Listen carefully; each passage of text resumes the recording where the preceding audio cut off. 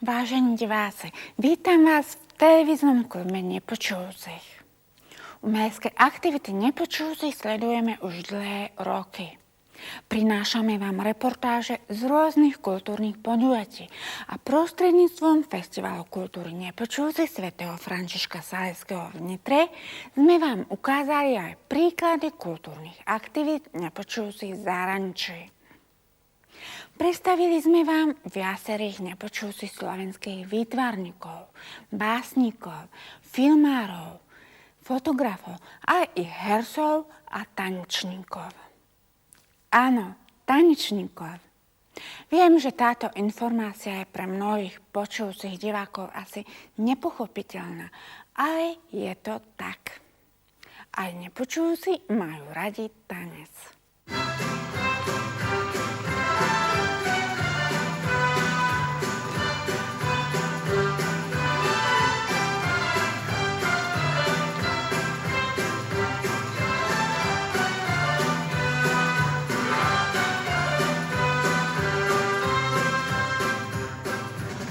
Určite ste už počuli o amatérskej tanečnej skupine Soul Dance, ktorú založil nepočujúci amatérsky tanečník Dalibor Gajdoš z Levíc. Po prvýkrát sme sa s ním stretli v základnej škole pre sluchovo postihnutých na Hrdličkovej ulici. Ako žiak vystupoval na súťažiach záujmovej umeleckej činnosti a na kultúrnych podujatiach nepočujúcich. Jeho talent sa potvrdil aj v televíznej súťaži a na súťažiach v zahraničí.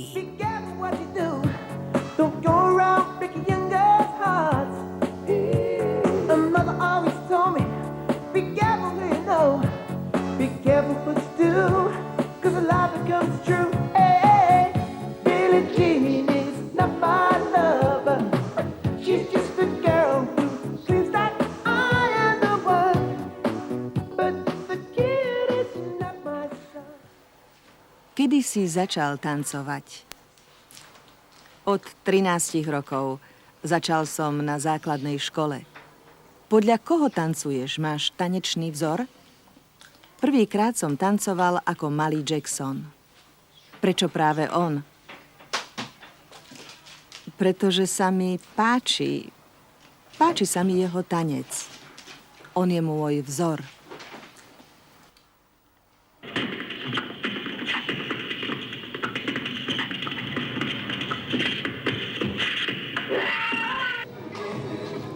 Po maturite si Dalibor hľadal miesto v živote. Nebolo to však jednoduché. Aj v jeho prípade sa potvrdilo, že nepočujúci si len ťažko hľadajú svoje miesto v spoločnosti. No napriek tomu tancu ostal verný. Minulý rok sme ho videli spolu s tanečnou skupinou Soul Dance na oslavách Medzinárodného dňa nepočujúcich v Bratislave.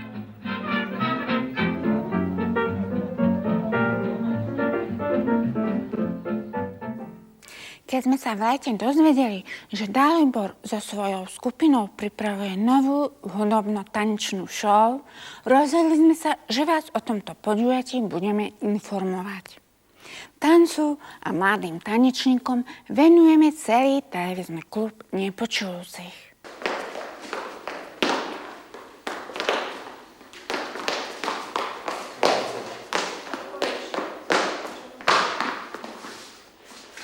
Nápad zorganizovať takéto podujatie mal Peter Birka, vychovávateľ nepočujúcich žiakov v škole na Hrdličkovej ulici v Bratislave. Okrem toho je aj prezidentom Spolku nepočujúcich pedagógov a prezradíme vám o ňom aj to, že píše básne a texty k pesničkám. Ale hudobno-tanečnú show doteraz neorganizoval. Ako a kedy sa zrodil tento nápad? Minulý rok na Beat Dajt, keď som vyniel super Beat. A tam vyhral Dalibor Gajdoš. Ja som naozaj na otvorené ústa. Tak potom mňa napadlo, že bolo by dobré urobiť nejaký koncert s ním. Otvoril som ho oni povedali, dobre. Potom ja som napísal projekt, odovzdal na Ministerstvo kultúry, bol úspešný. No a takýmto spôsobom vznikol.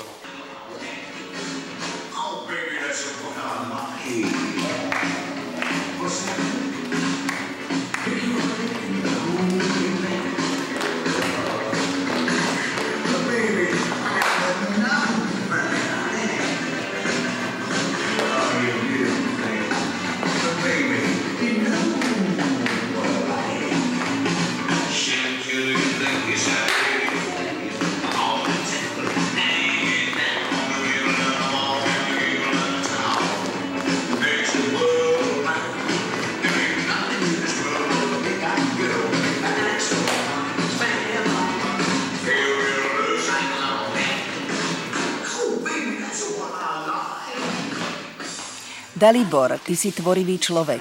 Vieš tancovať. Nepočujúci nevedia tancovať. Ako si sa to ty naučil? Ako to bolo? Ja som sa sám naučil tancovať, nikto ma to neučil. Ako by mi to Pán Boh dal. Mám asi talent. Po maturite som začal uvažovať, že založím tanečnú skupinu. Založil si skupinu. Akú? Ako to prebieha? A kde vystupujete? Skupinu sme vytvorili v roku 2007. Nie sme občianska organizácia, ale chceme sa oficiálne zaregistrovať. Učím tancovať ľudí vo veku od 20 do 70 rokov. Koho učíš? Nepočujúcich počujúcich? Najviac nepočujúcich. Mám ale aj počujúcich. Oni sú ako náhradníci nepočujúcich, keby nepočujúci nemohli tancovať. Čo bolo pre vás najťažšie pri tanečných skúškach?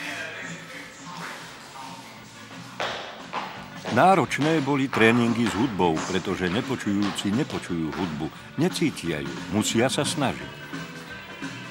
Niektorí sa museli naučiť, ako chytiť rytmus hudby, bolo to náročné. Scenár som vytvoril sám, ale divadelnú choreografiu robila Michaela a Tomáš. Ja som urobil choreografiu tanca.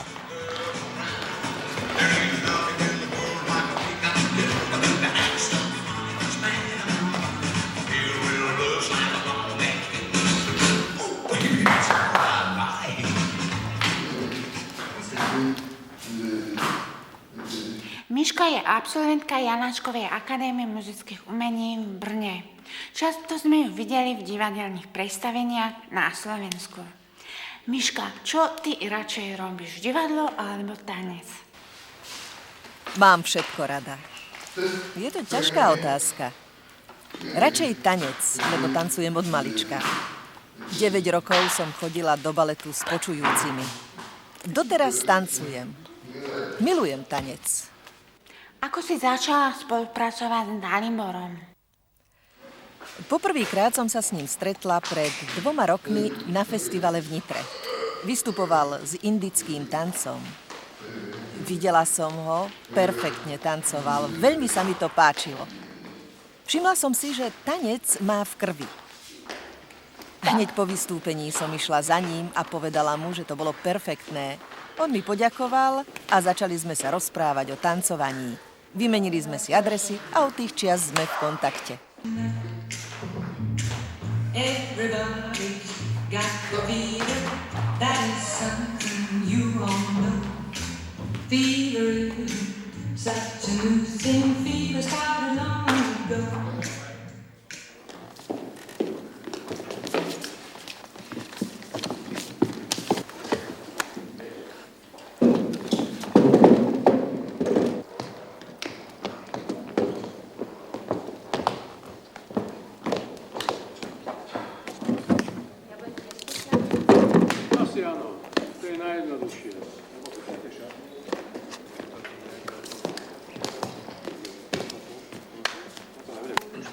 No, treba sa poprosiť potom. Tomáš, teba nepočujúci poznajú ako humoristu, hráš pantomimu. Absolvoval si Janáčkovú akadémiu muzických umení v Brne už asi pred rokom. teraz čomu sa venuješ? Kde pracuješ? Študoval som na Janáčkovej akadémii. Získal som titul bakalára. Teraz som ale nezamestnaný. Som rád, že ma Dalibor zobral do tohto predstavenia a môžem... By si sa divadlu venovať? Áno. Aké máš pocity pred dnešným vystúpením? Ťažko povedať. Budem rád, keď prídu diváci. Máš trému? Teraz nemám. Možno, že na začiatku. Uvidím.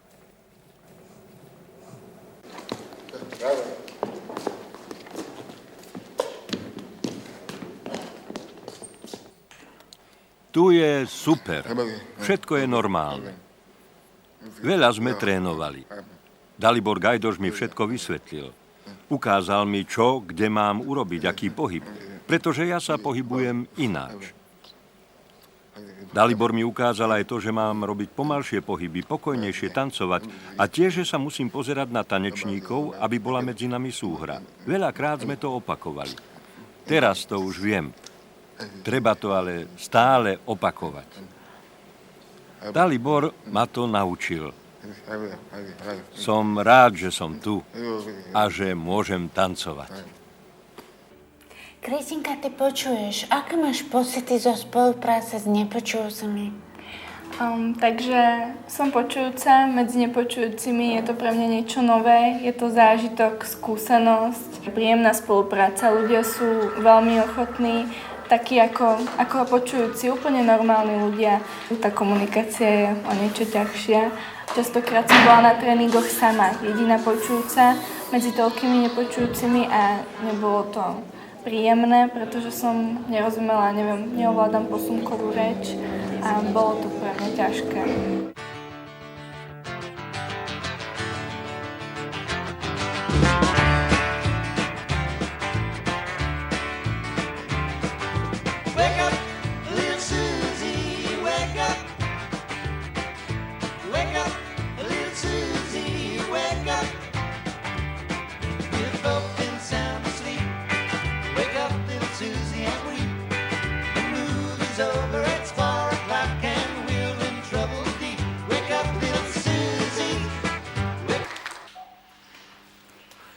Je koniec. Ako ste spokojní s výsledkom? Ja som spokojný, pretože pred koncertom sme veľa trénovali. Všetko sme si pripravili. Kostýmy, masky, rekvizity. Ale na generálke a potom aj na koncerte sa objavili organizačno-technické problémy, pretože nám chýbala skúsenosť z javiska. Nakoniec to všetko dobre dopadlo. Ja mám v prvom rade trošku prirodzenú únavu po tom všetkom, ale zároveň som aj rád a šťastný, že to je za nami, lebo viem, aké to boli dlhé prípravy. Jemné technické problémy sa vyskytli, pretože komunikácia počujúci, nepočujúci versus samozrejme, ale som veľmi šťastný, strašne, za nás počujúcich, že sme sa tak trošku prepojili v tento večer, pekný podľa mňa, s nepočujúcimi a nebolo to cítiť z hľadiska, že to bolo celé také, naplnilo to ten saltovou atmosférou, ktorú sme chceli asi s Daliborom, keď to vzniklo, tá myšlienka od začiatku. Čiže účel to splnilo a som šťastný. Ja mám pozitívne pocity. Pri tréningu bolo všetko v poriadku, bolo aj dosť divákov. Dalo mi to pozitívnu energiu a radosť.